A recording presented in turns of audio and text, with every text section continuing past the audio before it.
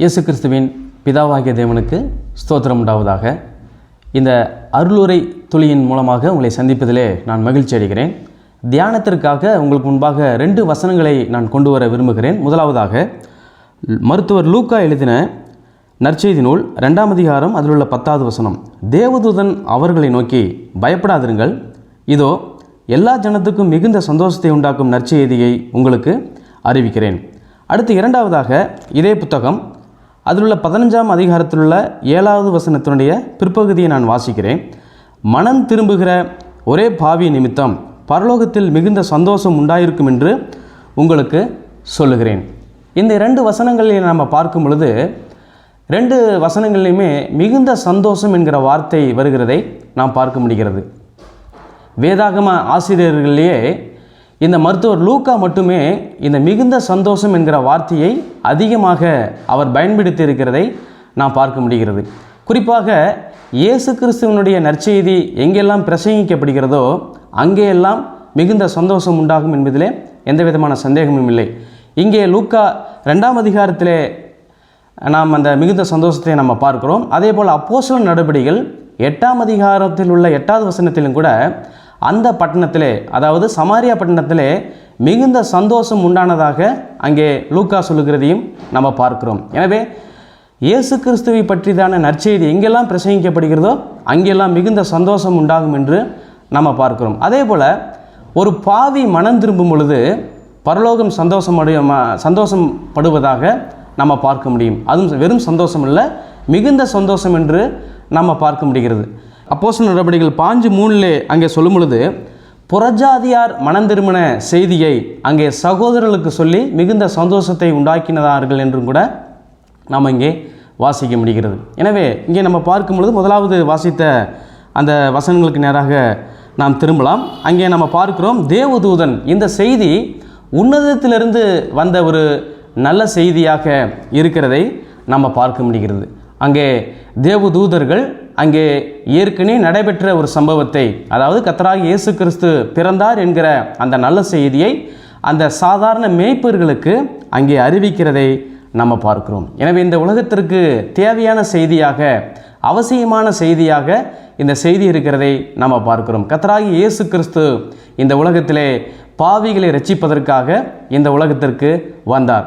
இதை பற்றி டிஎல் மூடி என்ற தேவ மனிதன் அருமையாக சொல்லியிருக்கிறார். இப்படியாக, அதாவது மனிதன் பாவம் செய்தான் என்கிற செய்தி பரலோகத்திற்கு எட்டின உடனே நடந்த முதல் சம்பவம் தேவன் பூமிக்கு வந்தார் என்று சொல்லி அவர் அருமையாக சொல்லியிருக்கிறார். எனவே பாவிகளாக இருந்த உங்களையும் என்னையும் ரட்சிப்பதற்காக பரலோக தேவனே இந்த உலகத்திற்கு மனிதனாக அவர் இந்த உலகத்திற்கு வந்தார். இந்த உலகத்திற்கு அவர் எதற்காக வந்தார் என்று நம்ம பார்க்கும் பொழுது 11ஆம் வசனம் சொல்கிறது, இன்று கர்த்தராகிய கிறிஸ்து என்னும் இரட்சகர் உங்களுக்கு தாவீதின் ஊரிலே பிறந்திருக்கிறார். ஆம், இந்த உலகத்தை எல்லாவற்றையும் படைத்த சிருஷ்டிகர்த்தர் இந்த உலகத்திற்கு அவர் மனிதனாக வந்ததற்கான காரணம், அவர் இரட்சகராக இந்த உலகத்தை ரட்சிக்கும்படியாக, உங்களையும் என்னையும் பாவத்திலிருந்தும் நரகாக்கினிலிருந்தும் காப்பாற்றும்படியாக இந்த உலகத்திற்கு இரட்சகராக வந்தார். இந்த உலகத்திலேயே எந்த ஒரு பிறந்த மனிதனும் இப்படியெல்லாம் ஆவான் என்று சொல்லி உடனே எதையும் சொல்ல முடியாது. ஆனால் இங்கே நம்ம பார்க்கிறோம், இந்த கர்த்தராகிய இயேசு கிறிஸ்து எதற்காக பிறந்திருக்கிறார், எதற்காக வந்திருக்கிறார் என்பதை திட்டவட்டமாக அங்கே தேவதூதர்கள் சொல்லுகிறதை நாம் பார்க்கிறோம். எனவே அவர் இரட்சகராக இருக்கிறார்.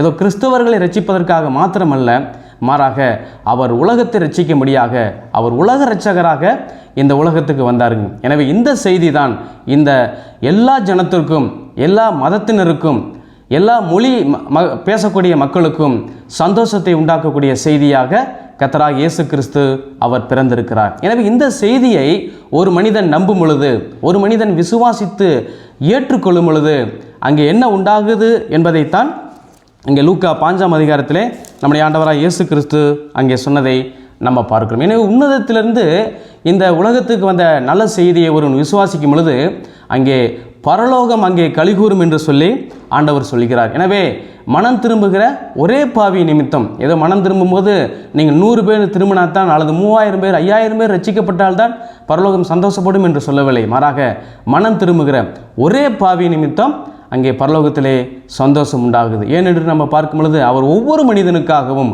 ஒவ்வொரு மனிதனுடைய தண்டனையையும் அவர் கல்வாரி சிலுவிலே அவர் ஏற்றுக்கொண்டவராக அவர் இருக்கிறார். எனவே நாம் இங்கே மனம் திரும்பும் பொழுது, இங்கே நாம் மறுபறுப்படையும் பொழுது, இங்கே நாம் ரட்சிக்கப்படும் பொழுது அங்கே பரலோகம் அங்கே கலிகூறுவதாக நம்ம பார்க்கிறோம். எனவே இன்று நீங்கள் இந்த நல்ல செய்தியை விசுவாசித்து நீங்கள் ஏற்றுக்கொள்வீர்கள் என்று சொன்னால் பரலோகத்தில் இருக்கக்கூடிய தேவனும் தேவ தூதர்களும் பரலோகத்தில் உள்ள அத்தனை பேரும் அங்கே மகிழ்ச்சி அடைகிறார்கள், மிகுந்த சந்தோஷம் அடைகிறார்கள் என்கிற செய்தியைத்தான் இன்று நான் உங்களுக்கு அறிவிப்பதே நானும் சந்தோஷமடையவனாக இருக்கிறேன். எனவே இந்த கர்த்தராகிய இயேசு கிறிஸ்துவை நீங்கள் ஏற்றுக்கொள்ளுங்கள், விசுவாசித்து நித்திய ரட்சிப்பை பெற்றுக்கொள்ளுங்கள்.